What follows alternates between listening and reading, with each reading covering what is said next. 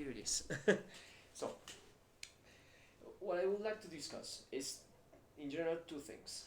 The first thing is which can be now, today, the role of the general equilibrium model, but the Arrow-Debreuil version. I mean, yeah, okay. And the second thing is related with the evolution of the place of theory in economics today. Now, we discussed a little bit about this recently. But, so let me just begin with asking you a question about you have a lot of contributions in the for the general equilibrium model in different moments of the evolution of the model. But of course, the theorem, the so-called Sonnenschein-Mantel-Debreuil theorem, is very important because it is suspected to be something very destructive for the general equilibrium model. Even in the Mascolel's version, you have this. The title of the chapter, I remember, is "Anything Goes." So, and the description of the takeaway message Mascolel gives is like this theorem. It's a theorem very destructive because it allows us to think with the traditional axioms of preferences and production sets. We can obtain everything. We can say anything.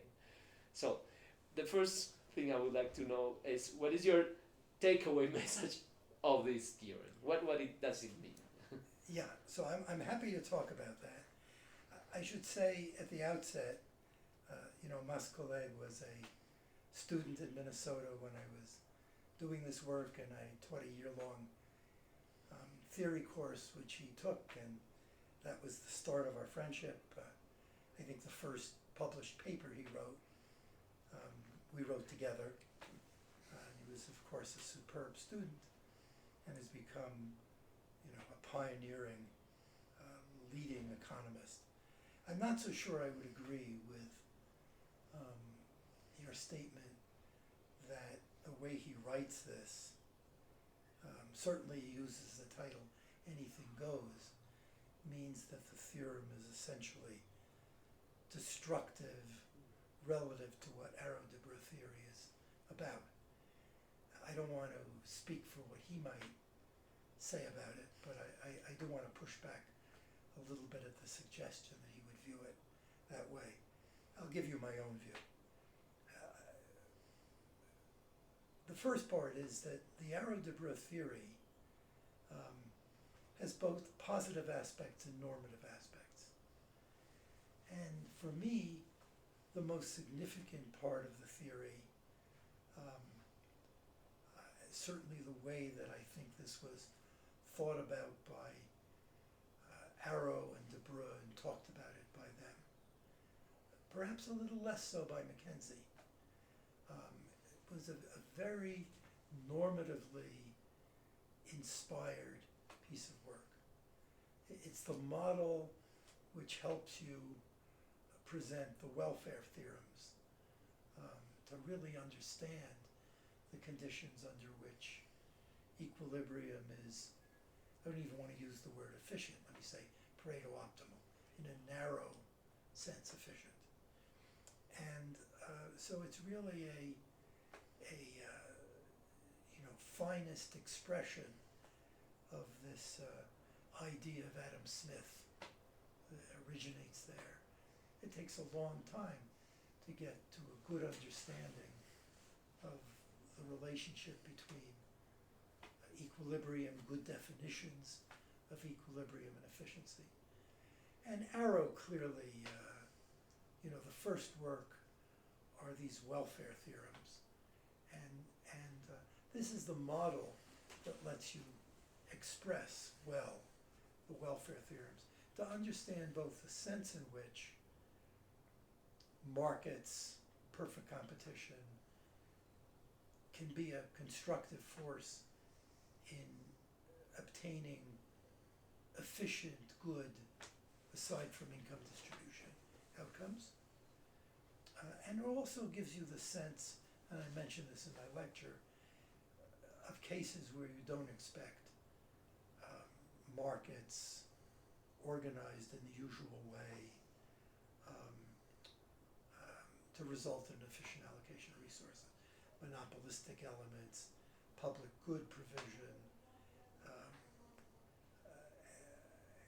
and not to speak of the matter that it really also has implications in terms of income distribution, which people may feel are, not so positive because you get things in this model according to what you have. Mm-hmm. Yeah.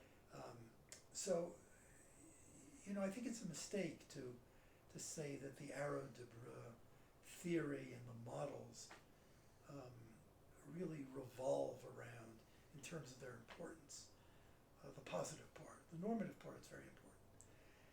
The theorem that anything goes, and now I'm not a modest person, but I really want to emphasize, it's not about anything except an artificial construct. And that artificial construct is excess demand functions.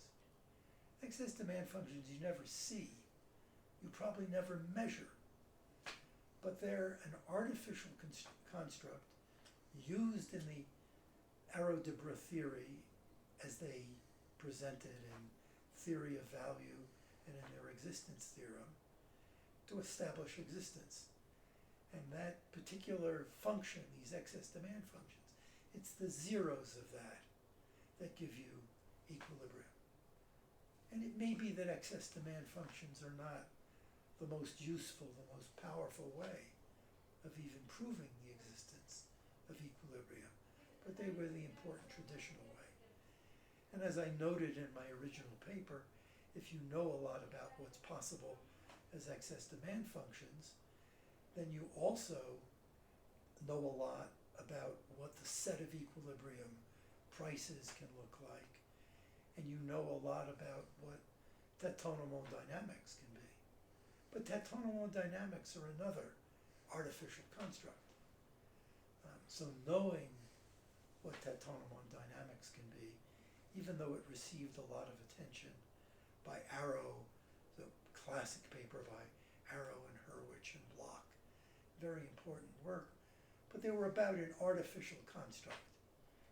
And what I showed was that there was severe limitations on any structure on those particular functions. And then very quickly, Mantell greatly improved, and without even speaking about the nature, it was not just more elegant, but I required large numbers of consumers. He didn't.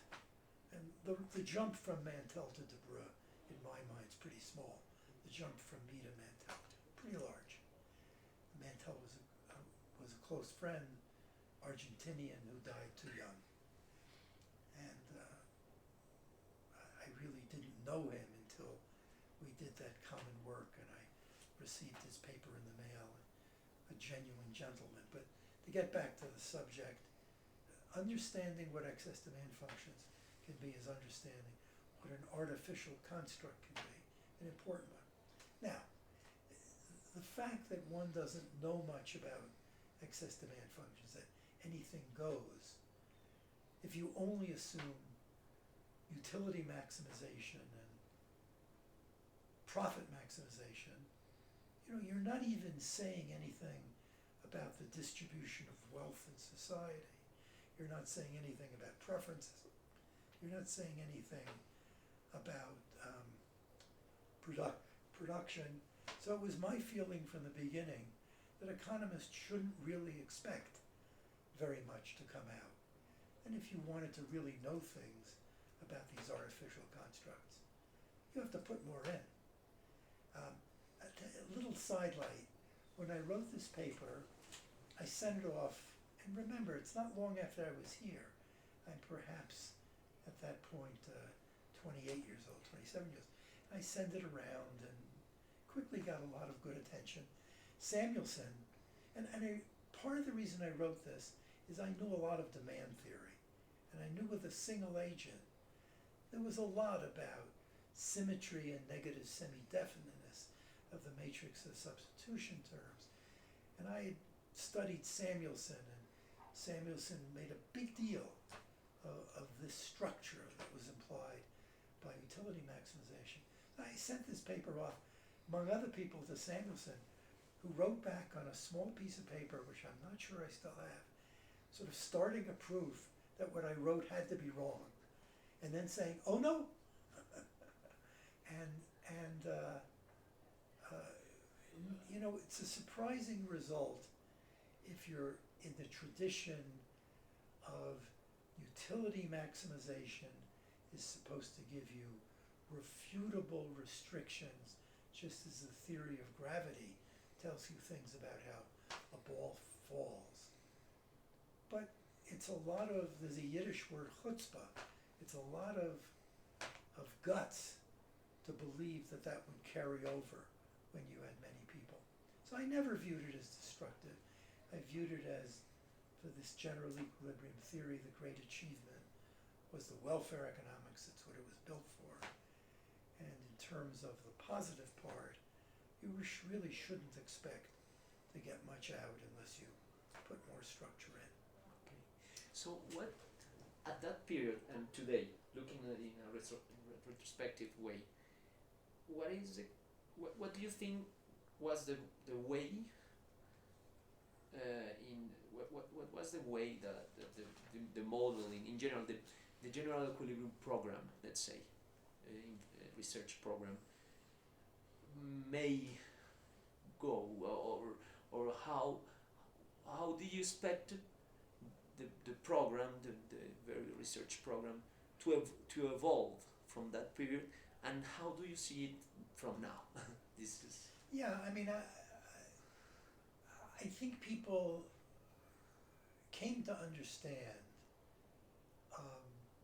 in ways that they didn't understand before Arrow-Debreu what a carefully structured, articulated model of markets would look like. You know, and there were discoveries that were remarkable. Before Arrow, certainly with Samuelson, you would have said that convexity was important for the first welfare theorem. Convexity has nothing to do with the first welfare theorem. That was an amazing discovery. And you never could have gotten that until you had this well-articulated model of markets, and you found out what really mattered. And as far as the second welfare theorem, which is less important than the first, you really see a role of convexity. So people understood the most basic parts that they didn't understand before.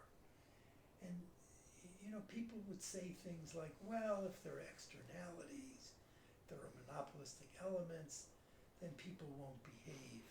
Saying, well, there were then general equilibrium with monopolistic elements and with taxes that were needed to provide for public goods, and the idea of Lindahl equilibrium. And all of a sudden, economists had a language where they could talk about situations where perfect competition wasn't so perfect in terms of the outcomes. And so there's a large number of papers. And then, you know, all of a sudden, well, price-taking behavior. Why should there be price-taking behavior? And you have people understanding and formulating models. You have Aumann, markets with large numbers of agents, and you get game theory introduced to try and understand why should people be price takers, under what conditions. Price taking shouldn't be a primitive assumption, it should come about from what the economic environment looks like. And you know, all of that was possible to develop because you had the Arrow-Debreu model. And you know, to me, everything that's happened since has been a reaffirmation of what doing things brilliantly, carefully, with a really tough notion of what it means to understand what it's provided. And we're all generally equilibrium equilibrium theorists.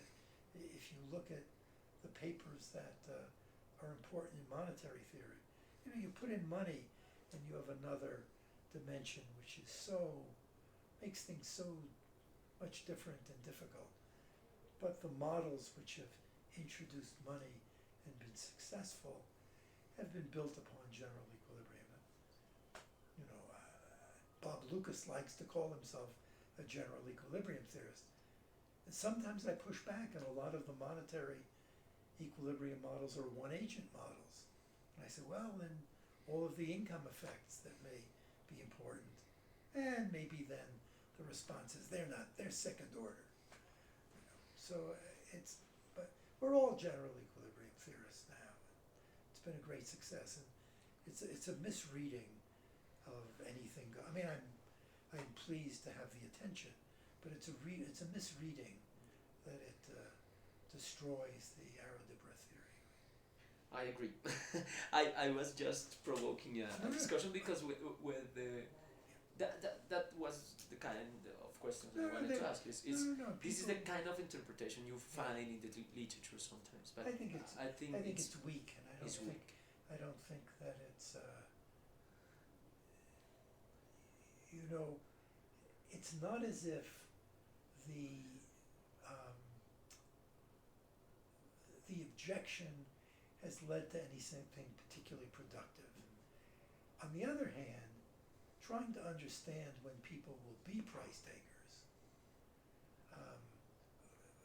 elements of the Arrow-Debreu model which weren't understood, that's led to things, and trying to understand what you do when our ordinary markets won't work, how so you start thinking of how you solve the matching problems, how you decide who goes to what school, who gets what kinds of authority.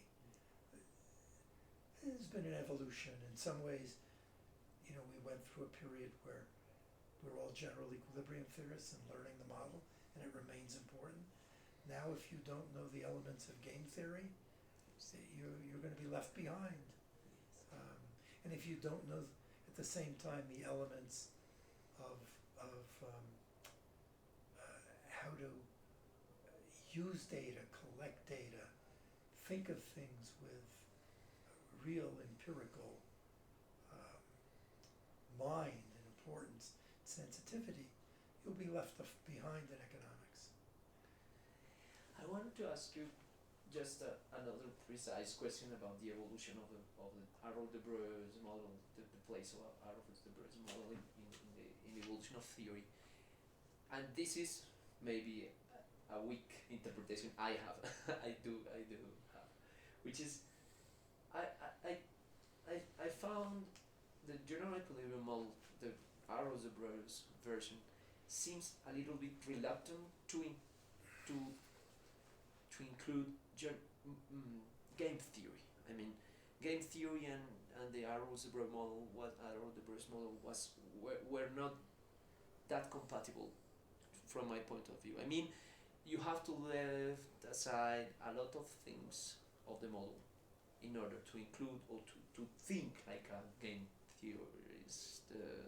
So I would, the way that they present it, I think that's true, but the work that happened subsequently, so if you look at work, there are two kinds of work. One is sort of heads towards cooperative game theory and the other towards non-cooperative game theory. But the Debreu scarf paper and Aumann and all of the developments there gave you cooperative game foundations, Shapley value for equilibrium theory and for price-taking behavior.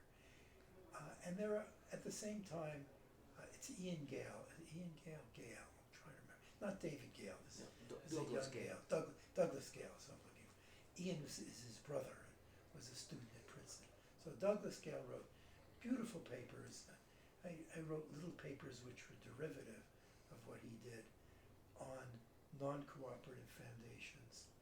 And they're wonderful papers, and they help you understand when you can get price-taking behavior. And I think that whole line of research has been very productive. One of the things that one of my students did, and I did some with him, is